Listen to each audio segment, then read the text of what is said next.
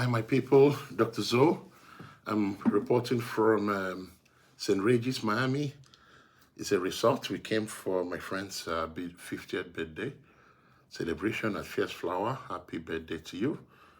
I went down for coffee just now and met up with some of my friends. We were in Ireland together. That's like 2001. That's 23 years ago. So we all started life together. So we were having a ball. Charles Oraje, Ayo, and Kunle, and the wife. We had a very, very good time downstairs with them. But, as always, I kind of bring to my followers some of the encounters we had in life. So we talked about our early beginning in Ireland, Republic of Ireland. I remember I was telling them my first interview because I came straight from emergency department, FMC Omaha. So I came straight to Ireland at that time. We didn't know much. If you trained in Africa, believe me, if you come to practice in the West, it's almost like you've entered medical school again. We didn't know anything. I remember my interview at the time, 2001, so September 9. Dr. McCarthy, I remember at the time, with Rachel, the HR, and the nurse, I think it's Nancy, the head nurse. So they had an interview.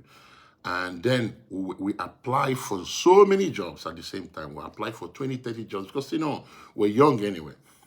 So I had this interview, and the only question they asked me then was, I worked in emergency in Omaha. So if somebody with depression comes to emergency, what do we do? That question threw me off balance because honestly, we don't see cases like that. So I asked them if they really want to know the truth. They said yes. I said, well, in Africa, in Omaha, where I practice FMC, nobody comes to emergency department with depression, sir. Nobody. In fact, Papa, our gate man at the time, will not even let you come into the hospital with this complaint. All of them laughed and rolled on the floor. And guess what? They gave me the job. They gave me that job. My first job in Ireland is South Infirmary, emergency department. It was almost like I started medical school. And frankly, as I said to you, I trained in University of Nigeria, but we didn't know much. We had to start learning ECG itself. I never see. I had to start learning everything, how to do defibrillator. We didn't know all the things. But they were very nice to us and they were very patient. So Dr. Zoe you're seeing today is just a finished product of a lot of things that are, even, do you know that if you come straight from Nigeria, you don't even understand the concept of saying please. Like if you meet a nurse, you say, Pamela, go and get, that time, if I were to give a nurse order, Pamela, go and see this patient, I wouldn't even put please. Nancy, go and check this out. That's how I was considered I was considered very rude, even though I was nice. But we didn't have the ethics. We didn't have the fine tuning that is required to practice in the West. We're just talking about it today and laughing. And that's one of the main difficulties Nigerian doctors face when they come. It's not something you can read in books. You just have to learn how to relate with the Caucasians. You have to pick it up. Apart from the book itself, you have to pick up your experience. What I will advise you is just to be very patient.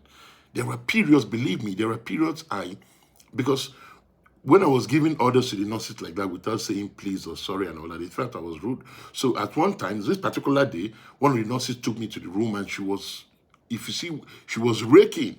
She told me off. I knelt down and begged her. I said, Pamela, please.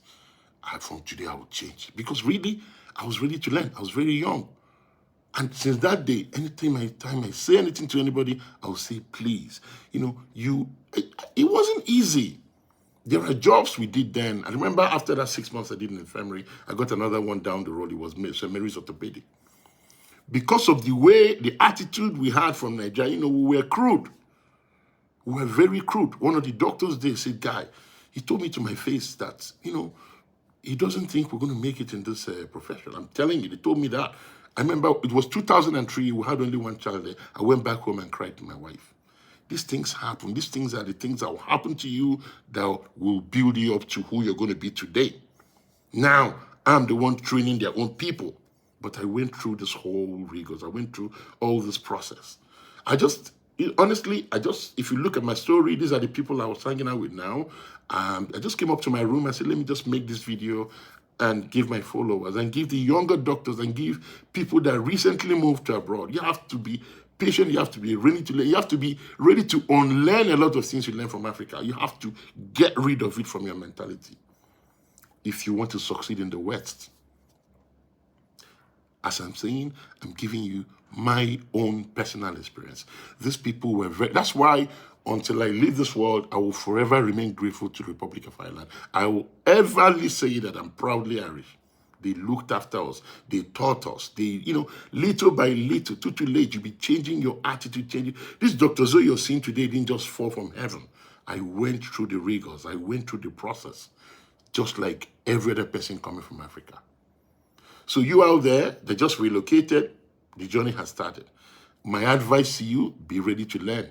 Don't be arrogant. Be ready to learn and to be ready to unlearn all those things you pick up from Africa, because it's not going to fly here. I just felt I should say it to my followers, then I'll go and the party starts. Thanks very much, Dr. Zoe, again.